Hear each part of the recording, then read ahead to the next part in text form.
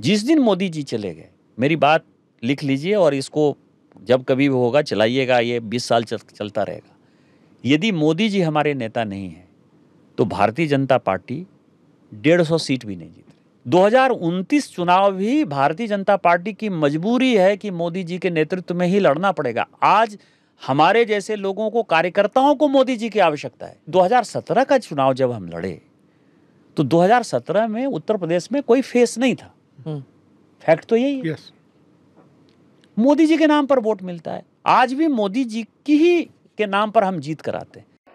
यहां की सरकार नीतियां ही अपने नेताओं को भ्रष्टाचार की खुली छूट देने के लिए बनाती है।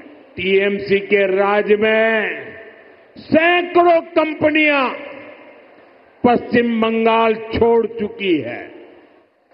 तभी तो यहां नौजवान को आगे बढ़ने के अवसर नहीं मिल रहे।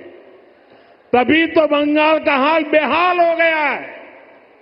इसलिए आज हर कोई कह रहा है टीएमसी हटाओ, बंगाल बचाओ।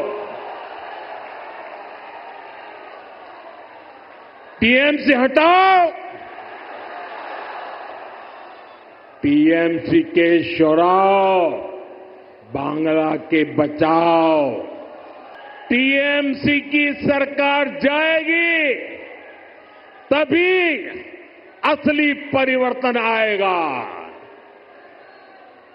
टीएमसी जावे तबे আসল परिवर्तन আসবে।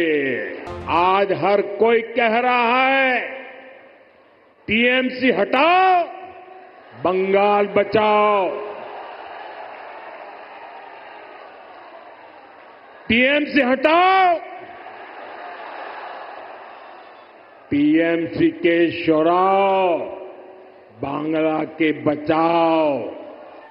परिवर्तन का कमल खिलाना है। বিকশিত বাংলা মোদির গ্যারান্টি। রামচন্দ্র যিনি দশভুজার অকাল বোধন করেছিলেন, আপনি তাকে আজকে একদম নাম উচ্চারণ করেননি। তো যাই হোক, এই পরিবর্তনটা আমরা দেখলাম। সুতরাং পরিবর্তন বাংলা চায় না, সরকারের নয়। 50টা সিট পাবেন কিনা সেটা হাতে গুনে গুনে দেখুন।